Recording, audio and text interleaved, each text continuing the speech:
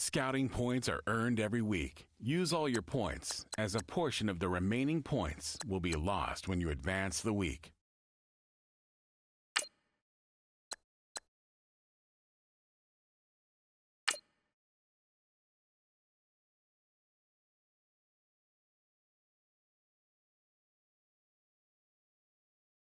Start your week by installing your game plan.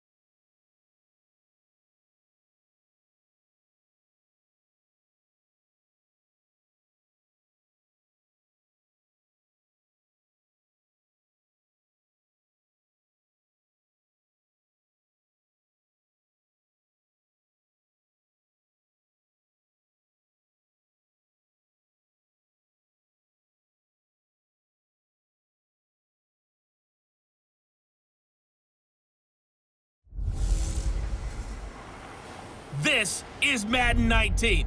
I'm the coach. You're locked into the NFL on EA Sports.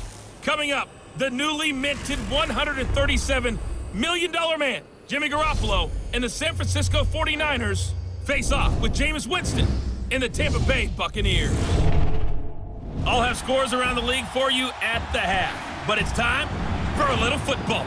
So we'll hand it over to our broadcast team, Brandon Cotton and Charles Davis. We are just a few miles from the Gulf Coast of Florida at Raymond James Stadium here in Tampa. Just a minute ago, it was Jameis Winston leading his Buccaneers out of the tunnel. They're on their feet here in Tampa as the Bucs get set to match up with the San Francisco 49ers. Hi again, everyone. Brandon Gaudin alongside Charles Davis. And Charles, you take a look at this Buccaneer ball club. The beat goes on, doesn't it? A perfect 10-0 to start the campaign. And it's a good locker room to be in, too. Guys don't show up on game day hoping to win. They expect to win. And so far, they've yet to have a letdown. On the other side of the field for the visiting 49ers, they come in off the extended break from the bye. I think it was much needed as well. You play 2.5 months, you're ready for some time off to get set for the home stretch. The final playoff push is upon us. It's Week 12 of the NFL season, and we're underway on EA Sports. Here's Dante Pettis on the return. And a nice return sets him up pretty good here at the 30-yard line. So here's the first drive now for the 49ers. They'll have Jimmy G calling the shots. Grew up in the northern suburbs of Chicago, went to Eastern Illinois. Jimmy Garoppolo. You talk about the pause that refreshes. I think it's come at a perfect time of the year for them, hasn't it? You know, the season is starting to wind down, got a little bit of a break. But how about the guy calling the signals? He's got to be excited about that because now he didn't just get a game plan for 1 week. He was able to work on it for 2 weeks. I can't wait to see if they have anything special in store for him today. First carry down for the former Viking. This is Jerick McKinnon. And he'll lose yardage here, going down back at the 28. Call it a loss of 2 on the play. And that'll make it 2nd and 12. I know the scouting report on him is that he doesn't possess the eye discipline to be an elite linebacker. What that means is his ability to read, react, and make a play. But on that one, he looked like one of those guys. They'll get nothing out of that one, and it's going to lead to a 3rd down. And the big boys up front in the trenches. What do you think of the O-line, Charles? I love them because this is a group that's so cohesive. They know what the man next to them is going to do at all times, and they operate as a terrific unit. 3 and out, a real danger here on their opening drive as they come up on a 3rd and 12. Working from the gun, Garoppolo. And down he goes, a Buccaneer sack. Jason Pierre-Paul in there to drop him, and he continues to wreak havoc in offensive backfield. Sack number 16 on the year. You've called plenty of games in your career. Do you believe in momentum, my man? I do, and I think we're seeing it right here. Oh, there's no doubt about it. The run that he's been on. How about that? 3 sacks in a game a week ago, and another one right here. Oh, he's feeling it in a big way. So on now is the Clemson man, Bradley Pinion, to punt this one away. Here's Jackson.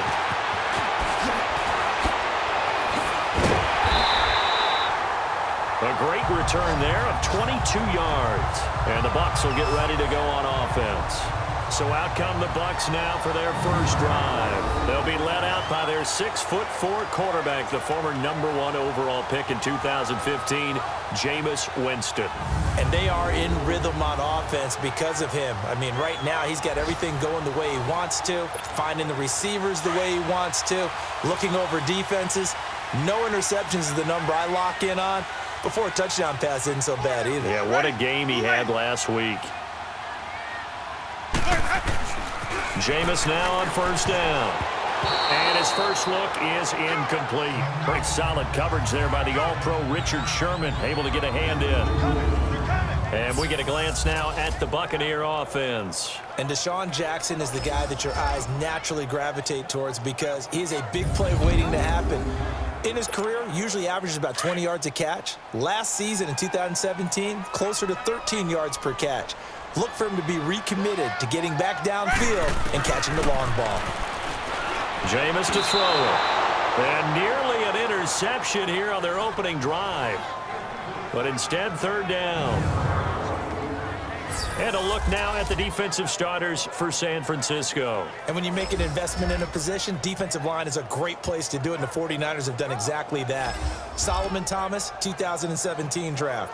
Eric Armstead, 2015. DeForest Buckner, 2016. They should be a formidable defensive front. So back-to-back incompletions, and that has them staring at a 3rd and 10. Ready, blue lady, let me go. From the gun, Winston. He finds Humphreys. And they'll wind up getting this one all the way down inside the 20. That goes as a gain of 37 on third down. And that was a heck of a shot right there by Jameis Winston. Boy, he has a superior right arm, doesn't he? You saw him play baseball. Yeah, he's actually a switch hitter in baseball. Outfielder, and then, of course, a very hard-throwing pitcher. That's translated well in the National Football League. That it has. When he has to make that throw on a line, he's got plenty of arm to do it. Defensively here, you're facing a top-5 team in terms of points scored in the NFL. So when they're that high-powered, you've got to find a way to hold them under 20. Because to me, that's the magic number. 20-point score gives yourself you give yourself your best chance to win. So if they're up around 24, 28, 30, they could be in some trouble. And I think so, because then you turn it into a shootout, and that means your offense has to keep pace. Let's go now. They face a 3rd and 4 after that last completion gets them 6.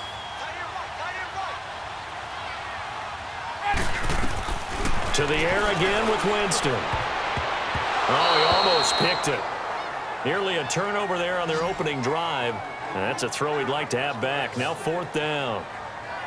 Not only was the call spot on, how about the execution of that defense right there? The zone was absolutely locked up tight. He was trying to force it in there on 3rd down. But if there's a time to force it, he felt like he needed to make a play, right? Yeah, exactly right. 3rd down, you got to try and find something. There's nothing available there for him. And Catanzaro's kick is right through, and the Bucs take a 3-0 lead.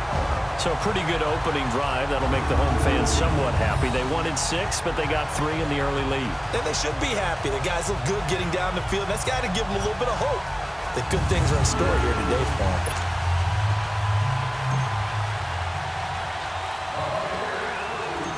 The kickoff unit is out on the field, and they will send this one away. This one taken just inside the 10. And it's a pretty good return here as he'll get it up to the 29-yard line. And San Francisco gets set to go here. And, Charles, if the season ended today, and it's not going to, we still have December left. More football. We're only in November.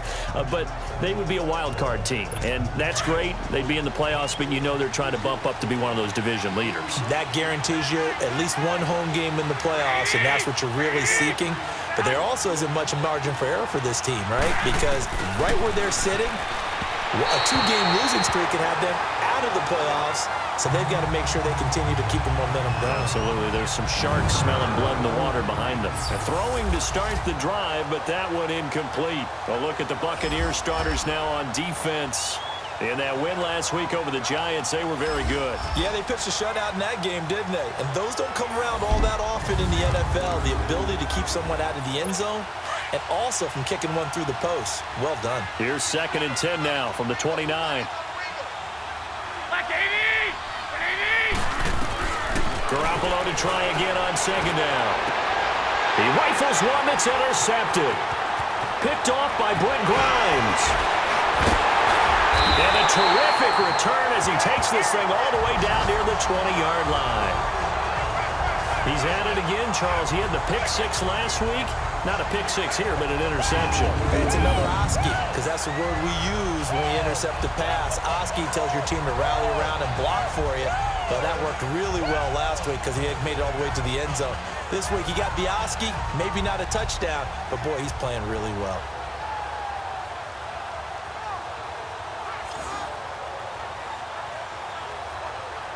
And Tampa Bay trots out there now. And it's only November, but the playoffs, we know how it works. They'll be here before you know it. If it ended today, they would be the #1 seed. And that's a great spot to be in, but I love the phrase, if it ended today. And I'll guarantee you, that's what they've discussed in their locker room, in their meeting rooms. Yeah, we know where we'd be if it ended today, but we also know it's not ending today. Right. So they've got to continue to play the type of ball that put them in the spot where they're #1 in their conference. Now the first play of the drive there is incomplete. And incomplete as he was knocked as he threw it. And it took the ball off course. Well, it certainly appears that they're going to try and keep getting him the football. That's the 3rd time they've looked in his direction. Unfortunately, haven't completed one yet, but I'm not sure they're going to shy away from him. They feel like they've got something there, and they want to capitalize on it. I think you're right. We're only in the first quarter, so a lot of opportunities ahead. And he takes it down to the 10-yard line. It's a 10-yard gain there, and it sets him up now 1st and goal. This running game's so important for them, and they know that. It helped lead him to a victory last week when he was over 100 yards. Let's face it, it's their identity, and that's what they want to play to. They want to be that team that runs the ball really well each and every week, and right now we're seeing a pretty good pattern of that happening.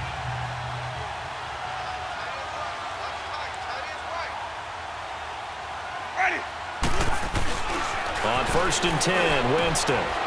The quick slant caught.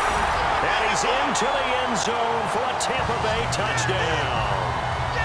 Cameron Braid, his 3rd touchdown now on the year. And the Bucs are going to add on to their lead.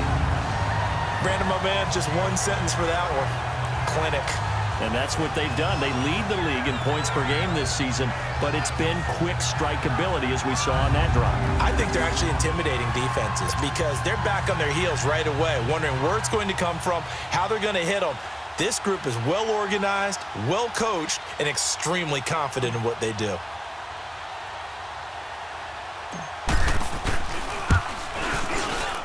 Extra point good by Catanzaro, and the lead grows to 10-0. So they only needed 3 plays on that drive. And it's all finished off with a touchdown by Tampa Bay.